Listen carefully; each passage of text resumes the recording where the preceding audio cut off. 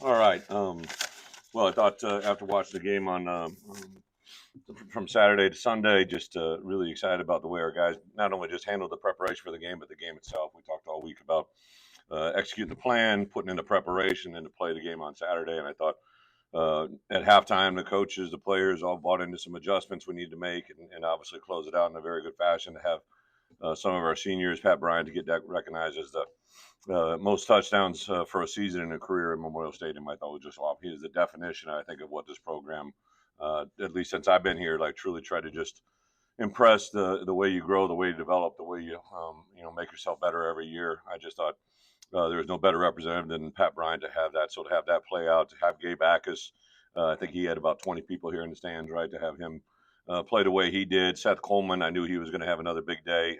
Just see it play out, and then to get some new guys. I know you guys like interviewing Kanena. Kanena was just to see that smile, to see that reward for a lot of hard work. It was on, like I said, in the post game, it was almost a year to date. So I'm really excited for a lot of different guys, but quickly flushed that game and jumped into our Rutgers preparation. As a coach, I kind of gave our staff that directive. We usually meet about 12:30 on Sundays to have the game graded and ready and talk about our opponent. We quickly flipped the page and jumped into our Rutgers prep from an injury standpoint. I do think Malik Elzy, we're going to expect him to practice tomorrow. I don't know how much it'll be, but he is clear to practice tomorrow.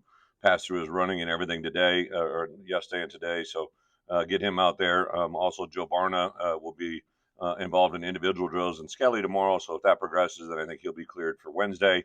Demetrius John also had a hamstring that flared up last week that he practiced and ran today with the trainers. Should have him back out there. Also, another guy that we've been waiting to get out there, Daniel Brown, who has been battling through some back issues, has really progressed here. We thought we'd get him back during the second bye week, and he's been limited and kind of bringing himself back. So really, he's a guy that led the JUCO World 2 years ago and most productive sack hitter. And have him come into the inside linebacker room be really good. Did lose T. Rooks during the course of the game, got his ankle rolled up a little bit. But I do think he's got a chance to come back on Friday. And on Friday for the travel and Saturday for the game. So we'll see where that plays out. A couple highlights of the weekend. Don't get a lot of Kirk Hittner, who I obviously competed against as a coach. Obviously very close with Josh. He was shared some time with Josh. Just one of the things that's been a byproduct of these guest captains that come in is you just learn and hear a little bit more from me as a head coach to learn a little bit more of the past. And I thought Kurt on Friday gave a speech to our team about why he came to Illinois. He did have some other Big Ten offers. He wanted to come here and kind of do something in Illinois that had never been done before, right? And I saw Brett's stats today that to have 20 wins over the last 3 seasons hadn't been done here since 1999 to 2001, which just happens to be when Kirk Hittner was here. And for him to give a speech on Friday that really played to that effect, like, hey, you guys are in here, you're changing the narrative. He did bring it to our attention that he really enjoyed the Michigan game. I think he's a guy that you could see speaks very, very well about what he believes in. And I think, we made a couple little comments in our preparation going into Michigan State that we had a chance, obviously, to play Michigan State, but to go 3-0 against State of Michigan and Central Michigan, Michigan State in our own stadium. I think that was pretty awesome. I know for me, I made a couple references to it. We wanted to play well for our seniors and senior day, and obviously to finish a 6 wins out of 7 opportunities here in Memorial Stadium, and to give our fans, really everybody, right, from your guys' job as media people and Josh and his crew and the DIA to our building over here in the Smith Center with football. Just felt that was a really big step for our program. So really couldn't be happier to be where we are. Obviously, we'd love to have, we're from the outside world, we're a 7-3 football team, but 3 games that you wish you could go back and kind of play over again. But the fact of the matter is, we had an unbelievable opportunity in front of us with Rutgers, and to put ourselves in a position here at the end of the year with 2 games remaining to have a lot to play for is pretty awesome. Don't really know what the world is, this different world we're in now with the CFP and bowl games. It's kind of changed the alliances and the allotments of bowl games. So I think our guys are excited to play for a lot and see where we go Saturday. So with that, open it up for questions and go. Coach, back in the top 25 and that being projected for some pretty high level bowl games, is there a sense that the win over Michigan State can be a jumping off point or a turning point for you? I don't know. Anybody else jumped off? Maybe you. Nobody else did. So I think the part that's really awesome is just the way our guys have approached every week, in the detail that they have done.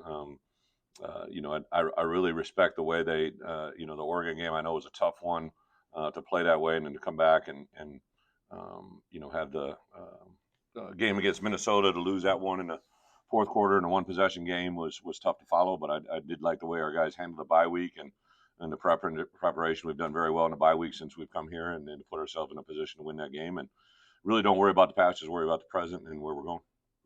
Challenge for the other day. I'm just wondering, I don't know if I've asked, like, how do you handle the challenge? What's the process Of what? Of when you decide to challenge? Like, Oh, who you communicate with, yeah. what do you have to see? Yeah, so great coaching point. The challenge flag in a sense, right? No, we don't have an actual flag. We get to challenge it with something that's kind of evolved steadily in this world, right? When I was last in it, it wasn't quite at that stage, and then when I was in the NFL, they actually had the challenge flag, right? And I believe it was a Sunday night or a Monday night football game. I'm up in the booth my first year, and I see a play happen, and I yell something. The ball is out. The ball is out, and that was not my job responsibility, but I yelled it, and Bill threw a flag, and I'm just like, oh boy, this isn't going to be good, right? If this doesn't materialize, and fortunately, the ball was out, and we won the challenge and did it, and I kind of quickly learned protocol there, right, and got assigned to some new duties after that because you really truly don't want to waste those opportunities, right? And Saturday, I heard someone yell "ball out." They were getting ready to snap the ball, and I just really felt like I want to take a look at that challenge because I did see the ball out. But we're trying to also get replay information from upstairs, right? Because a lot of times our sideline or our replay board won't show it. So the challenge really does come up to the guys upstairs. I'll say, "Hey, can anybody confirm it?" And then I will tell our guys all the time, "Hey, tell me the truth," right? And I know a couple of the guys on the field were talking about it being out. I go back to, I believe it was Zeke, if I'm not mistaken, our first year ripped one out that no one else saw. And the only reason I called the challenge is because of Zeke's reaction. So I tell our players all the time, I can handle anything. Just tell me the truth because we all want the same thing. That's really the best indicator. Correct. Yep. Shiana was talking a lot about the NFL experience having changed, even though it's Rutgers to Rutgers. Mm-hmm. You've talked a lot about how the NFL experience. Yeah. I'm not asking you to speak for him, speak for you. Yeah. How did the NFL experience really change you? Yeah, I think Matt, twofold, right? I didn't have any idea about the NFL. I had a wonderful NFL career. I joke about it all the time. I was with the Seahawks 6 days before they cut me, so I really hadn't seen that side of it, right? I was very limited. I've been to a lot of OTAs every spring as a head coach. I go to OTAs, and you would see, just the differences in practice and the layouts and the rules. But the games itself were very different, at least when I first went into it. And now they're very similar in the fact there's so many things that are mirrored from challenges. But the part I really probably took out of it more than anything was just the daily approach to our roster. And the NFL roster is at 53 guys on game days, but it narrows down to 47 at kickoff, right? And in a way, we're at a 74-man travel roster, which is a little bit higher, but you really kind of got a meat and potatoes of about 50 guys that you play the game with each week, and that really opened my eyes to roster management. And then the second aspect is just um, when I went into the league. During that first spring with the Patriots, Trent Harris, who's now with us as a young coach working with our outside backers, I would meet with him and teach football, right? And I would meet with every position group, really offensively and defensively, and just talk football one-on-one. And it really kind of gave me a chance to be on the grassroots level of these incoming rookies and saw how some of those guys knew a lot of football, but also saw some things. I remember someone didn't know what a two-point play was, and they'd graduated from or came from a we won't get specific, but it was a very southern level playing area, right? And I'm like, what do you know what a 2-point play? But he just never phrased in that way, right? So I think probably expounded to me how much you can still have an impact on teaching the game to kids, right? And I think Owen Carney was back here Saturday, and like just to see his smile and to know some of the things he said to me after his time here of what we were able to teach him and guide him to be. And has put him in positions where we are today. I text Isaac Darkangelo this morning, who I think just won part of the Grey Cup right up in Canada, and just said, "Hey, congratulations, man!" And he said something back to me that was very thought-driven, purposeful about what we did to impact him. So those two I think are the biggest areas. I can't speak for Greg. Greg and I were actually in a lot. We were in. He started working for the Patriots for a few weeks, so we actually shared a conference room together. And I remember we went to the combine and got back from the combine that night. Our flight was delayed coming out, and I remember we were in the van, and I said, "Hey, take Greg to." He was staying at the hotel. I was actually living in a house at that point. I said, "Let's take Greg to the hotel. Let's get him back where, and then we'll go over to all of our cars were at the stadium." So we dropped him off, and I said, "Hey, I'll see you at 6 tomorrow morning, right?" And he's like, "Yeah," and then never it kind of changed literally overnight. So I always give him heat about that. But I've known Greg a long time and respect what he is. Well, I think anybody that has been around Greg would tell you like he is who he is. Like he's very in tune with what he is, what he represents, football IQ, intelligence, and then I've had the pleasure of being around a lot of coaches that have worked for him, and just the way they talk about the way he mentally and physically prepares his team. I think is pretty routine. Again, like I just think the one thing that really jumps out to me about coaches that perform well over time, especially at places that maybe the talent is it's one thing to be at these places that are blue blood programs, right? But like what Greg has done there at Rutgers, I think 13 bowl games, 8 of them have been during his time, right? Just his approach to daily diligence, he recruits extremely well. We probably recruit against Rutgers universally from coast to coast as much as anybody in this program because I think we do go after the same type of kids. Another NFL-related question. Yeah. Tommy DeVito looks like he's going to start again. So we've heard that. Just your thoughts on him and also Luke Altmaier down the road. What's his chances at that level? Yeah. So Tommy, funny story.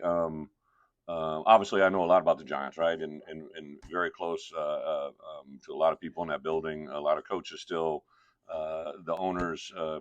And I knew there were some bumps in the road, right? And earlier this year, there was something to just slap me in the face one day to say, reach out to Tommy, right? Because like I knew their quarterback was going through some things. And I told him, I said, hey, this was literally probably in week 1 or week 2. I said, hey, I know your focus is going to take you off where you need to go, but like just prepare for the moment because it's going to come. Like, I don't know when or how, but I just have been in this a long time. I'm like, your moment is going to come. Don't wait for that moment to prepare. Right. And so then literally I saw a social media post. Someone just gave me about 2 hours ago that said Tommy was projected to be the starter. And I opened my phone, hit the send button and looked, and the message I had sent him, from about 6-7 weeks ago was, I just said, hey, I put the arrow up sign. I said, read above, right? Like, cause he commented after I sent him that, like, coach, appreciate that, needed it. And like, I'm just so excited because this kid's moment, right? If it comes this week, he's probably been preparing for this moment for a long time before this week. And I think that's why Tom will be successful. He's got obviously the bravado and all the things that make him who he is. But if that chance is real, I think it's going to be pretty awesome. Luke, the greatest thing that Luke brings to the table is you can literally see him improve every day. He's an extremely accurate passer. I think, that first big play to Pat was a call for him at the line of scrimmage that he knew enough to check into and put himself in that position. I think when you have that in a player and a respect that Barry and him have with each other, I think the relationship between him and Barry is very, very fun for me to watch as a coach because, Luke can be a little moody and Barry can too, right? They both got that little pretty boy quarterback syndrome, and they kind of play off each other very, very well, and it's fun to see that interaction. If Daniel Brown is able to go, what would he bring to that group?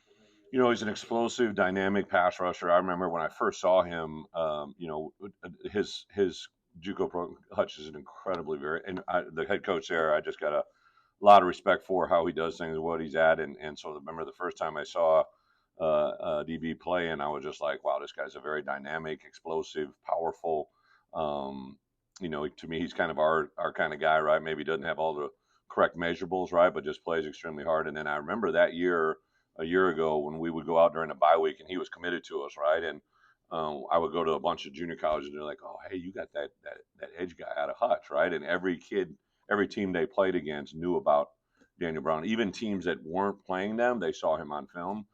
So I think that's the part he brings. Even last spring when we had him in spring ball, like we were doing anything we could to find a way to get him on the field just because we knew Gabe and Seth and Alec were going to be very talented players, but Daniel is very, very unique and dynamic, explosive athlete. Yeah. Malik had friendly fire. He got tackled, rolled just during It was, if I'm not mistaken, it was on Thursday bye week. It had to be Wednesday or Thursday because I just saw Wednesday and Thursday's practice. So just kind of a routine play, broke back, got rolled up with a couple guys, rolled his ankles. Knew it was going to be a hard stretch to get him back next week, but there was a chance. I know he was extremely disappointed. Malik Elzy, I think the Pat Bryant effect is a great point. Like Malik Elzy, even when Zakari came in, like he knew it, but like Malik would tell you that he's become better through Zakari's presence just because great players make good players play well, right? And Malik didn't do anything but take that as a challenge. He was literally playing his best football. Had really been a key factor for us. Excited to get him back out there, but I thought Kapka Jones, right, took advantage. I mean, that 3rd and long that he caught, just another great indicator. And I think Pat, I asked Pat this in front of the team the other day, said, what is the greatest, you're a great, we always talk about past preparation. I said, the preparation you do now, where did you learn that the most from? And he said, Isaiah Williams, right? And I said that Friday night in front of the team because, as coaches, we always say, seniors always graduate, but traditions never do, right? And Pat learned from Isaiah, and now I think I can see Kapka Jones and Malik Elzy, and to a certain degree, Kenari Wilcher, and really, to be honestly, Zakari Franklin learning through Pat, right? And that's when you truly can start to build a program something good. Okay, yeah. I want to ask about field position. So I stumbled on this stat this morning. I don't know if you know this. Illinois has the fewest possessions starting inside the 20 of any team in college football. Number one in that stat. 5.8% of drives have started inside the 20. What goes into that? Like, does that come from the game planning? Does that come from the approach? 4th down decisions? Tell me about that stat. Well, first off, I just, I've been head coach here going in my 4th season, and I thought the special teams performance on Saturday from our crew was as good as I've been around, right? Like to have Fabrizio come in and punt the ball the way he did, to have Hugh come in and punt it, who was now coming off the bench to punt the way he did it. Hank Beatty in the return game, like I think he's number 8 in the country and number 1 in the Big Ten.